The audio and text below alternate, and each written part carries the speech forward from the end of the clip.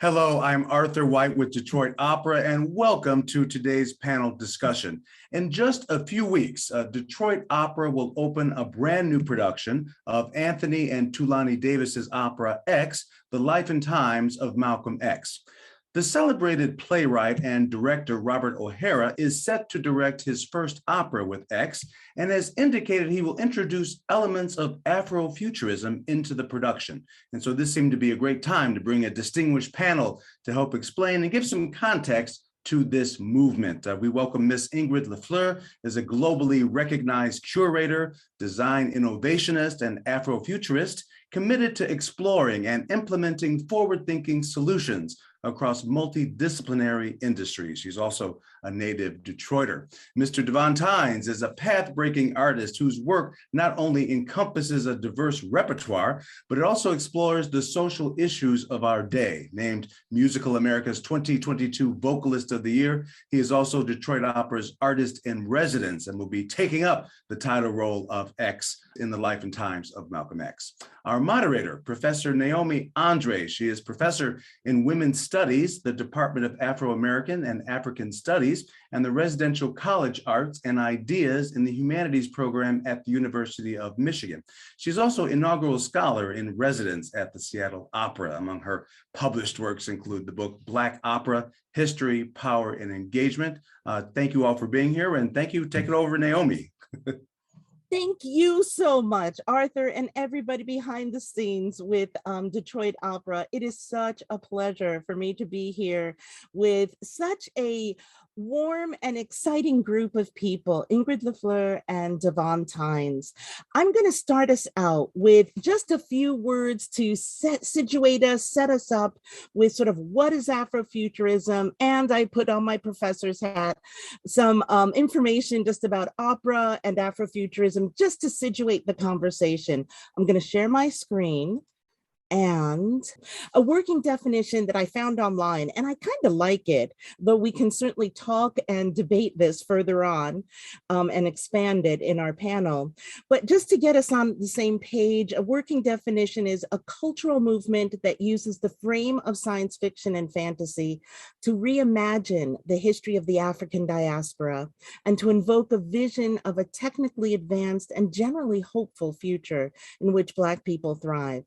I also want to mention another related movement I found online that is adjacent to Afrofuturism, and this is African futurism, also called African Jujuism, which decenters the Western emphasis on that Afrofuturism implies and focuses on the African continent at the center from which the diaspora fans out.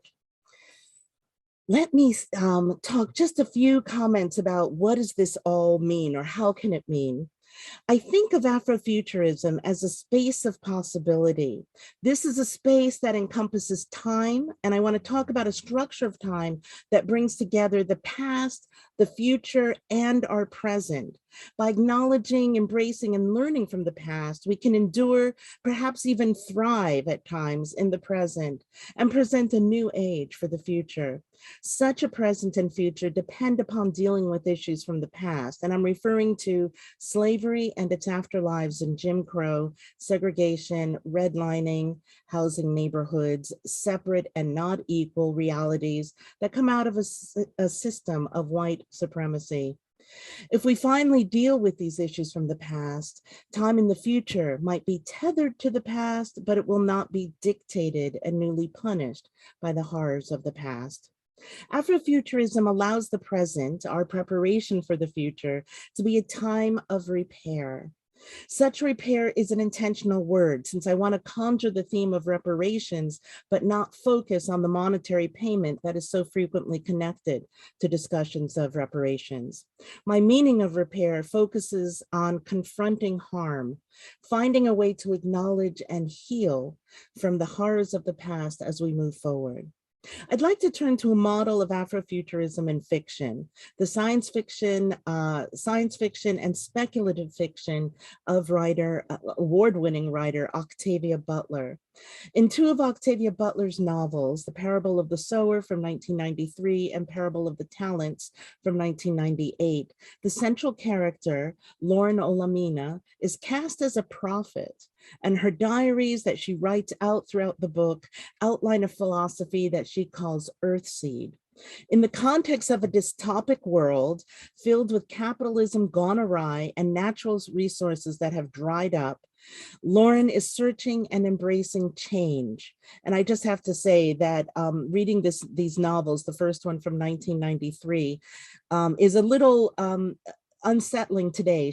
Octavia Butler dates them to 2024 is when they start, and they move forward through the 21st century, but it feels so uncannily current.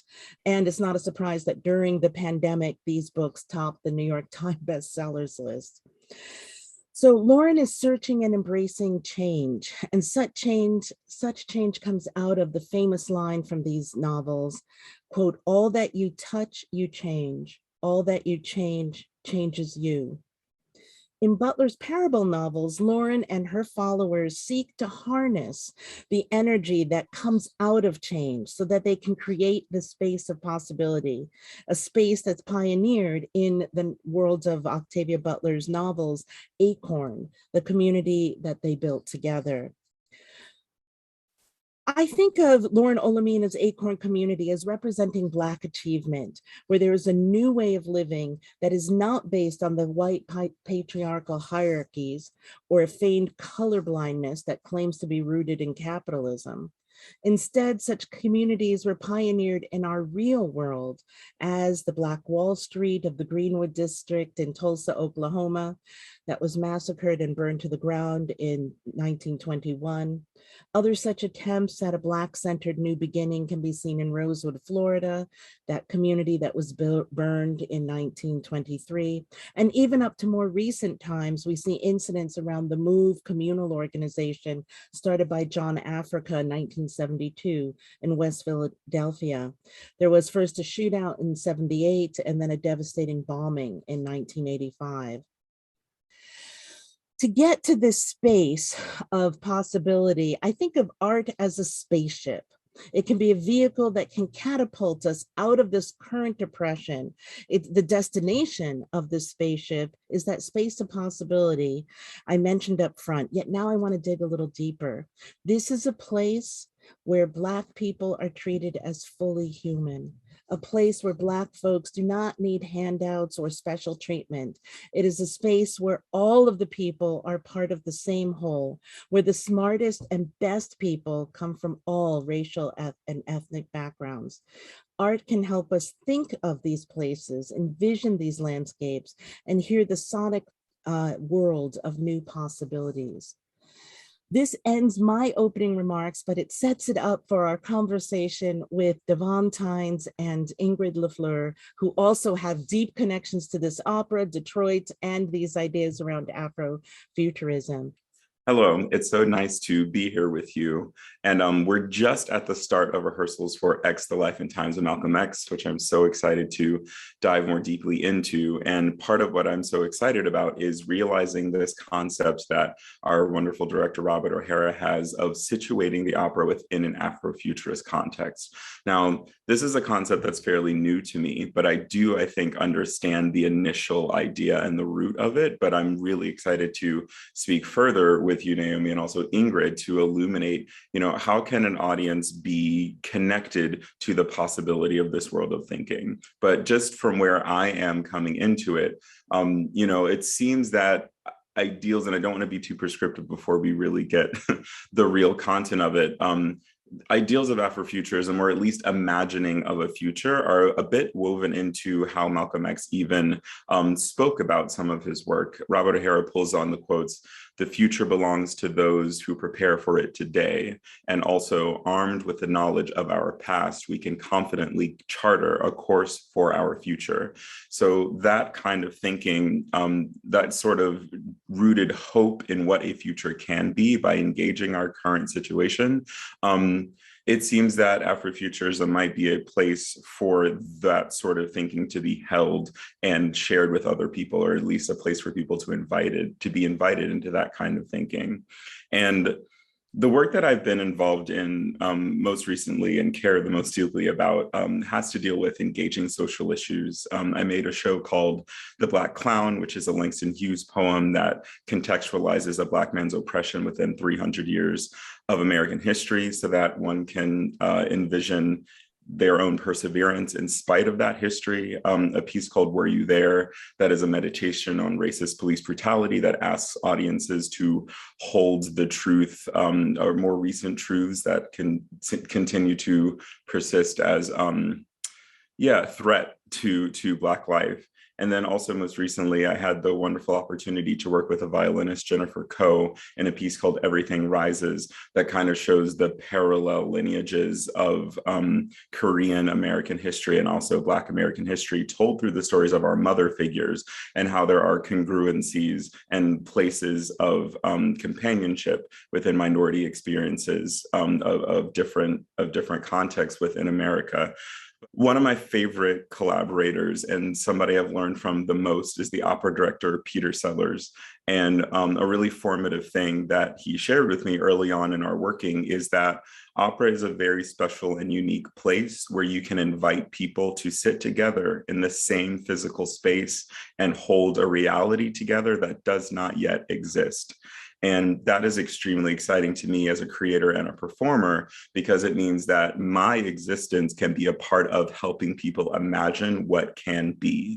So in making work that engages social issues or identity, it's really my own opportunity to be a part of saying, where are we right now? How is that contextualized in where we have been?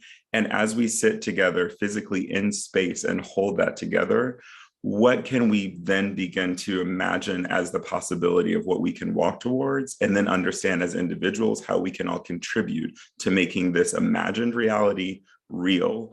So taking on a role like Malcolm X is daunting for one, but also deeply exciting, because it means that I, in some small way, get to be a part of a thread of bringing the reality that this incredible figure was trying to imagine, to be able to help bring that to life. With my residency here at Detroit Opera, it's kind of turned into my own meta preparation for the role in a way, because I just wanted to come visit Detroit as much as I could over the past year. I came here about every month or 5 weeks for about a week and a half or so, and got to know many different beautiful aspects of the Black arts community, and also various social engagement leaders throughout Detroit.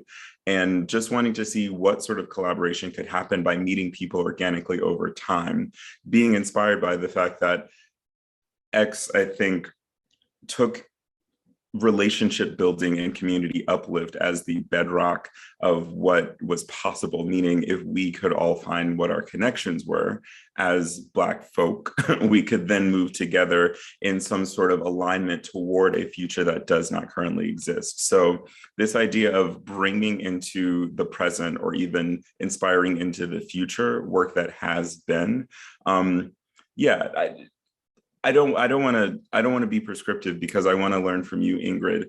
You know, you are beautifully enveloped and steeped in this idea and word of Afrofuturism. And I would love the opportunity for you to let us know, what is the best way to enter into and hold this concept, so that we don't, one, diffuse it by applying it in ways that it perhaps does not apply, but also a clarifying way for people to connect where we currently are through this way of thinking to how they engage any sort of work.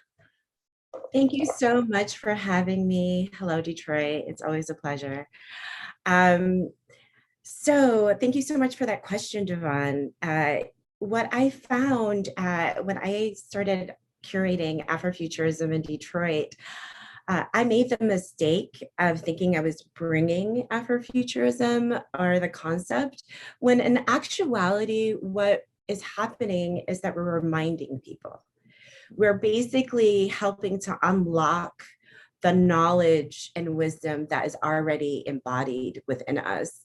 And in a way, Afrofuturism gives us permission to explore those parts of ourselves and to claim it and to move forward through that lens, if that makes sense.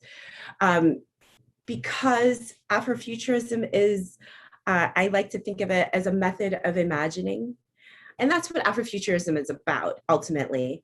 Black people controlling their destiny through a narrative that they create, not what was created for us.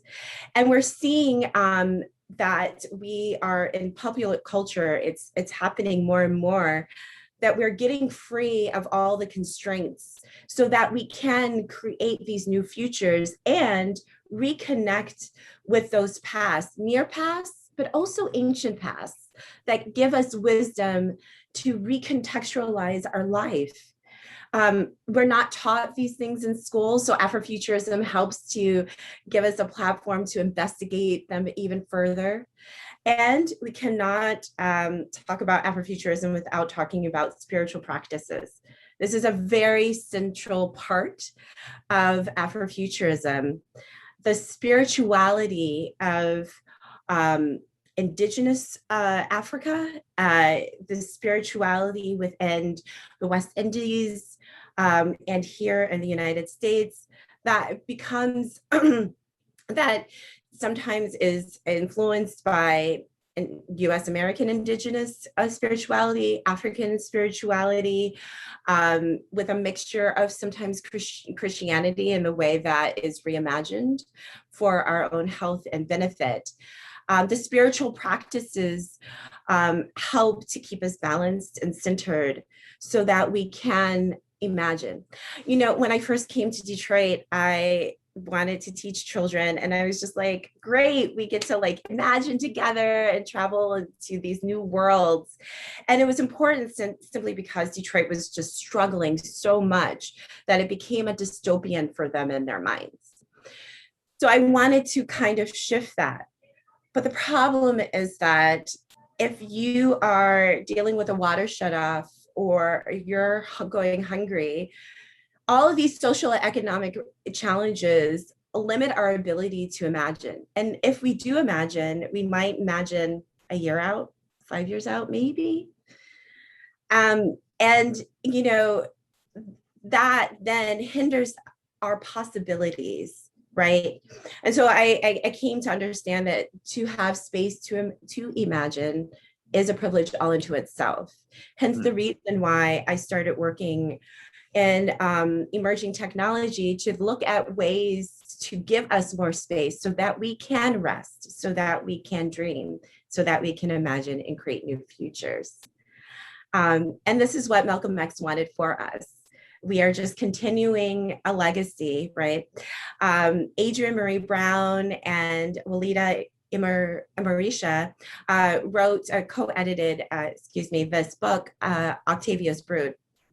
And within it, they basically asked social justice activists to share stories and narratives. And the idea is that to be a social justice activist, you have to automatically be a futurist.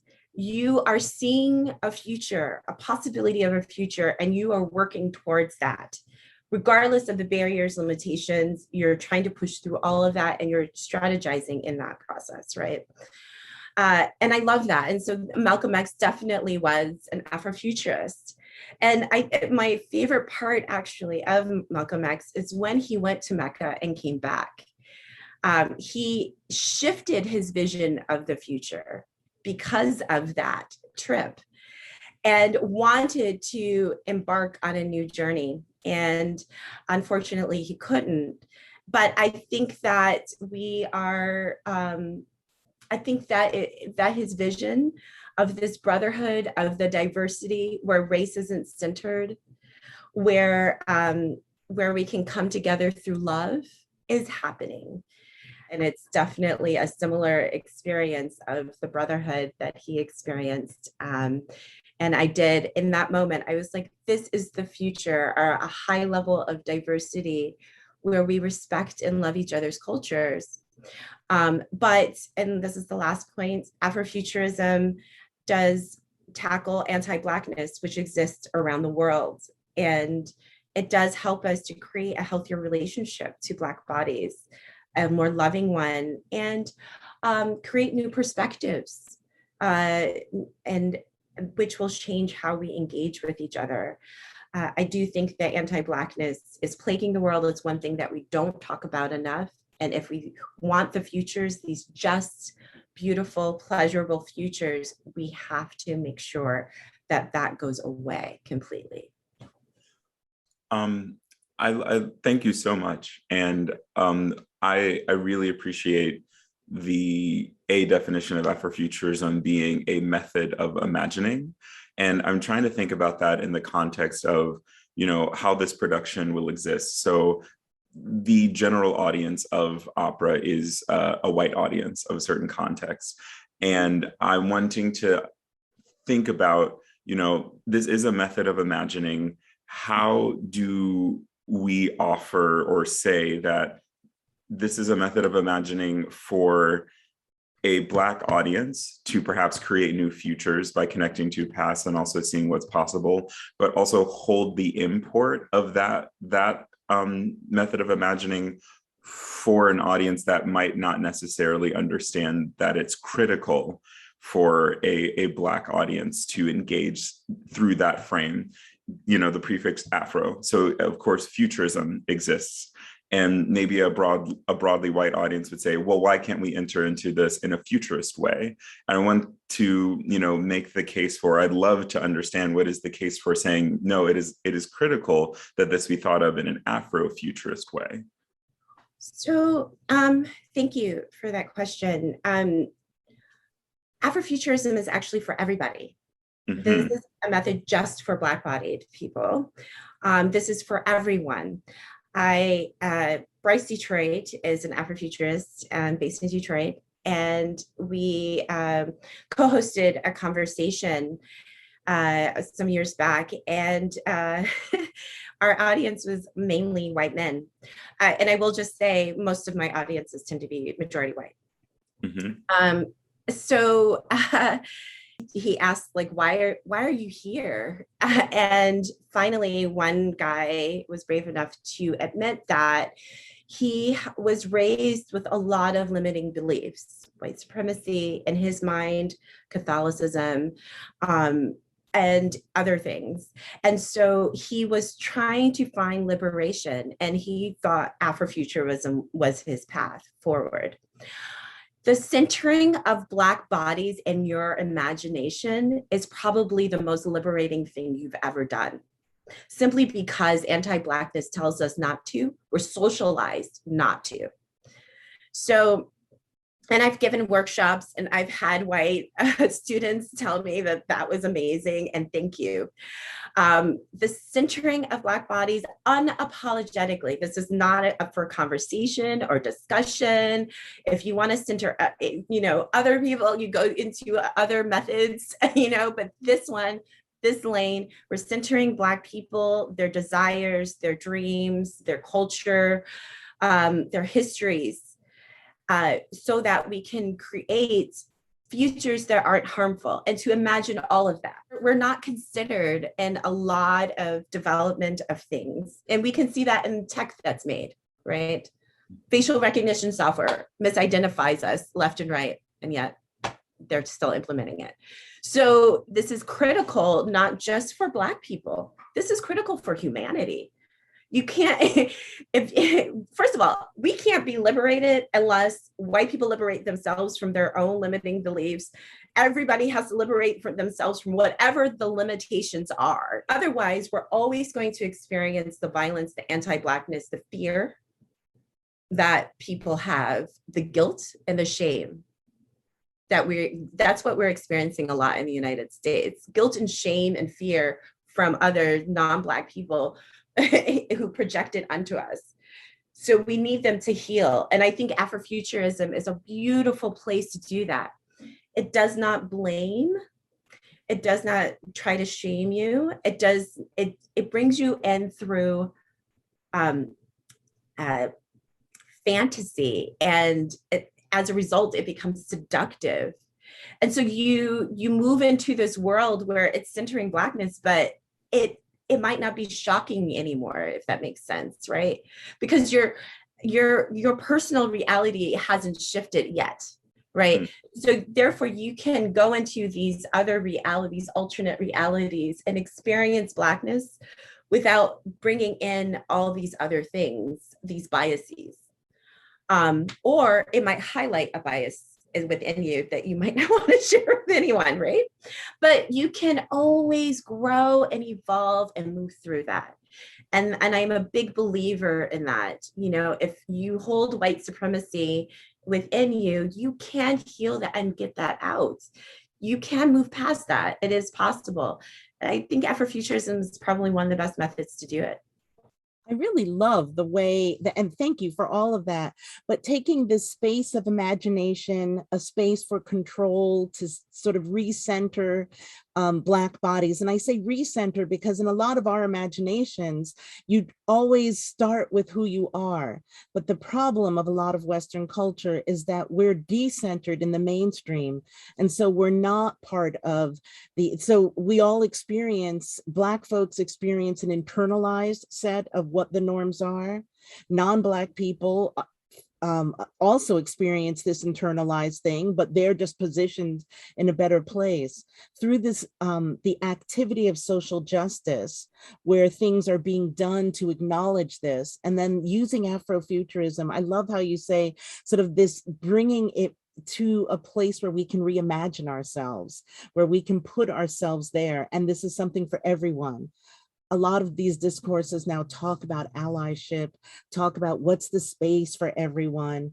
And we need to think that this Afrofuturism isn't just a Black space, but it's a space for everybody to be thinking about these things.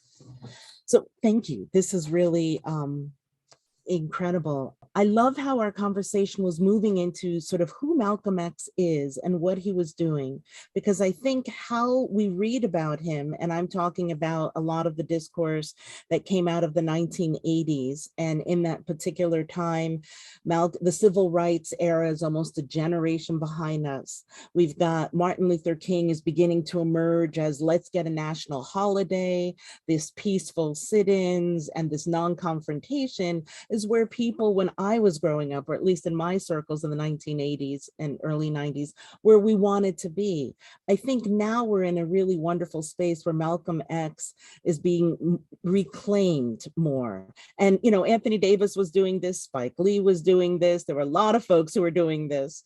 And to say that Malcolm X is not against white people, but he's trying to center and focus a place for Black achievement, reliance economically on each other. You know, and my own thought of with the character is it boils down to X continuing to return to this idea that he is the product of his life. You know, the opening aria of the character is "You want the truth, but you don't want to know," in which X walks through the litany of degradations that he and his family have been subject to, and kind of coming to the point of saying, what would you expect me to be if all that I've ever experienced is harm in this many, you know, many levels and contexts. This, I am the product of what you, this country, have done to me. So having that existence, having X as this mirror who is constantly saying, hello, white America, hello, world, I just am showing you what you have shown me. If you put that in this Afrofuturist context, it means that that mirror or that life can live and move and continue to be something that is reflective or engaged, so that further people can be inspired to kind of dismantle the things that created a person that would even need to say that. If that makes any sort of sense, it means that that life does not just live in the past, but we will continue to engage it through fantasy so that its import is something that can inspire and inform us presently and also hopefully forever. Yes, it feels as though, and I don't want to trivialize what you're saying, but this production helps us see the Malcolm X that's relevant to each of us, how we have this mirror that's still being shown on us, how we can experience these things. I really appreciate your speaking from the position of getting into the character and creating him. I think Ingrid's larger view, because she's so beautifully can speak about this world of Malcolm X and the antidote almost of how do we achieve it and get past only feeling the negative internalized elements of a white supremacist system. What is another system that we have? Definitely. And we can always create those new systems.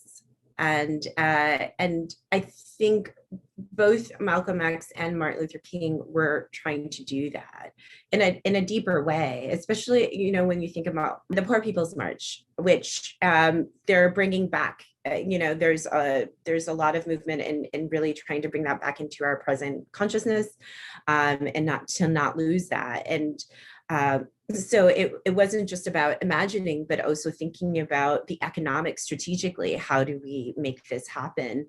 That I really appreciate, actually, because, you know, we're part of some of the issues that we're dealing with have to do with the stress and strain of trying to survive, right? And it's sad that we're still in survival mode after all these years, that we're still dealing with a lot of the issues that Malcolm X and Martin Luther King were discussing. Like, it's kind of depressing when we think about it, that yes, we've grown in some ways, but in a lot of ways we still, you know, remain the same.